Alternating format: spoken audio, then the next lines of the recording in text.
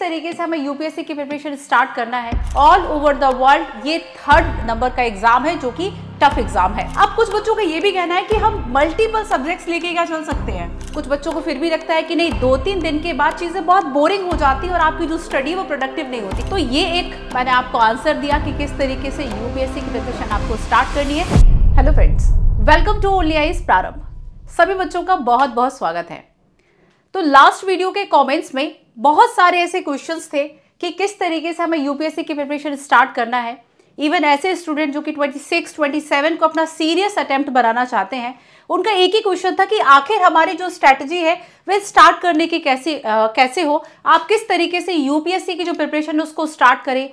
तो यहाँ पर हमने कुछ जो क्वेश्चंस है उसको सिलेक्ट किया है और उस पर मैं आपसे डिस्कस करूंगी। सबसे पहली बात तो ये है कि जैसे ही आपने सोचा कि आपको यूपीएससी की प्रिपरेशन स्टार्ट करनी है, सबसे पहले दिमाग में आता है कि ये तो ना केवल इंडिया का तो टफेस्ट एग्जाम है ही, बल्कि इवन अगर हम ऑल ओवर द वर्ल्ड देखें, ऑल ओवर द वर्ल्ड ये 3rd नंबर का एग्जाम है जो कि टफ एग्जाम है। और इसमें आप देखेंगे कि आप बहुत ज्यादा ऐसे ओवरवेलमिंग एकदम फील करने लगते हैं कि अब मैं आखिर क्या करूं, किस तरीके से हम शुरुआत करें, क्योंकि एक ऐसी एंडलेस जो लिस्ट है वह बन जाती है कि अब आपको ऑप्शनल भी करना है, जीएस भी करना है, करंट अफेयर भी करना है, सीसेट भी करना है ना। तो एक ये जो लिस्ट है ना, ये खत्म नहीं होती। तब आप किस तरीके से किसी एक सब्जेक्ट को पिक करके अपनी प्रिपरेशन को स्टार्ट कर सकते हैं। तो मेरा यहाँ पर ये सजेशन है बच्चों कि आप एक इजीएस्ट टू अप्रोच जो है वह आप अपना सकते हैं और इसमें आप कोई भी एक जो सब्जेक्ट है उसको उठाइए, उसको फिनिश कीजिए। ज्यादा आपको परेशान होने की जरूरत नहीं है, मल्टीटास्किंग होने की बहुत जरूरत नहीं है, क्योंकि स्टार्टिंग में जब हम स्टार्ट कर रहे होते हैं, प्रिपरेशन को शुरू कर रहे होते हैं, हमें कुछ भी नहीं पता होता है, ना ही सिलेबस, ना ही टॉपिक, किसी भी बारे में इंफॉर्मेशन नहीं होती। तो सही तरीका एक यही होता है। और ज्यादातर स्टूडेंट्स की अगर मैं बात करूं कि हाँ, एक पॉलिटी बड़ा ही इंटरेस्टिंग सब्जेक्ट होता है, तो पॉलिटी से आप स्टार्ट कर सकते हैं। इससे होता क्या है कि अब सुप्रीम कोर्ट ने कोई जजमेंट दिया या फिर कोई और तरीके के क्वेश्चंस आते हैं, करंट अफेयर आता है, तो उस पर आपका एक कमांड जो है वह बनने लगता है।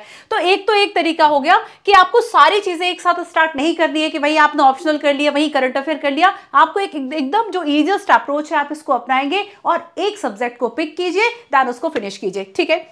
अब कुछ बच्चों का यह भी कहना है कि हम मल्टीपल सब्जेक्ट्स लेके क्या चल सकते हैं। स्पेशली अगर मैं प्रारंभ के बच्चों के लिए देखूं तो ज्यादातर हमें जो स्टूडेंट्स ने कमेंट किया कि वो 2027 को अटेम्प्ट करेंगे, 2027 में उनका सीरियस अटेम्प्ट होगा। So you have enough time, आपके पास बहुत ज्यादा टाइम है बच्चों की। आपको सारी चीजें बहुत जगलर बनने की जरूरत नहीं है कि एक साथ 10 बॉलों को उछाले जा रहे हैं। आपको करना क्या है कि मल्टीपल सब्जेक्ट्स को एक साथ लेके चलने से अच्छा है आप सिंगल सब्जेक्ट जो है उसको कंप्लीट करेंगे। ठीक है। कुछ बच्चों को फिर भी लगता है कि नहीं, 2-3 दिन के बाद चीजें बहुत बोरिंग हो जाती है और आपकी जो स्टडी वो प्रोडक्टिव नहीं होती। तब ऐसे में क्या करोगे, हाँ ये हो सकता है कि आपने 3 दिन जो है वह कोई एक सब्जेक्ट पढ़ लिया और उसके 2-3 टॉपिक्स को फिनिश कर लिया, देन उसके बाद आप आफ्टर 3 डेज आप फिर से कोई एक जो नया सब्जेक्ट है उसको पिक कर ले और उसके 2-3 सब्जेक्ट फिनिश कर ले। फिर आप क्या करेंगे, इन दोनों का रिवाइज करेंगे, देन अपनी स्टडी को फिर आगे गो हेड करो। ठीक है। तो यहाँ पर ये आप चीज अपना सकते हैं। हाँ, तो मैं ये कहूंगी कि अगर आपने स्टार्ट किया है तो आपको बहुत मल्टीटास्किंग नहीं होना है, मल्टीपल सब्जेक्ट्स को साथ साथ में लेके नहीं चलना है। हाँ, रिवीजन में आप मल्टीटास्किंग कर सकते हैं, क्योंकि रिवीजन में ये होता है ना कि अब मैंने पॉलिटी भी पढ़ रखा है, इकोनॉमी भी पढ़ रखा है, हिस्ट्री भी पढ़ रखा है कि हाँ चलो ब्रिटिशर्स जो है उन्होंने कैसे देश पे कब्जा किया, सारी चीजें पढ़ रखी है। तो फिर एक आप उसको गो हेड कर सकते हो, उसको एक गो थ्रू कर सकते हैं।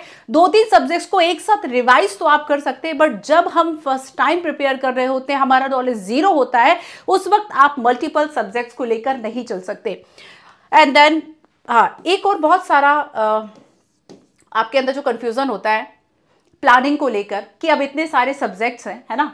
सो बच्चे आप प्लानिंग कीजिए प्रॉपर, और ये जो प्लानिंग है फिर मैं कहूंगी कि मल्टीटास्किंग नहीं करना है। एक सब्जेक्ट पिक करो, जस्ट उसको फिनिश करो, देन फिर सेकंड पे जाओ। बहुत टाइम है, किस चीज की भागम भाग है ना।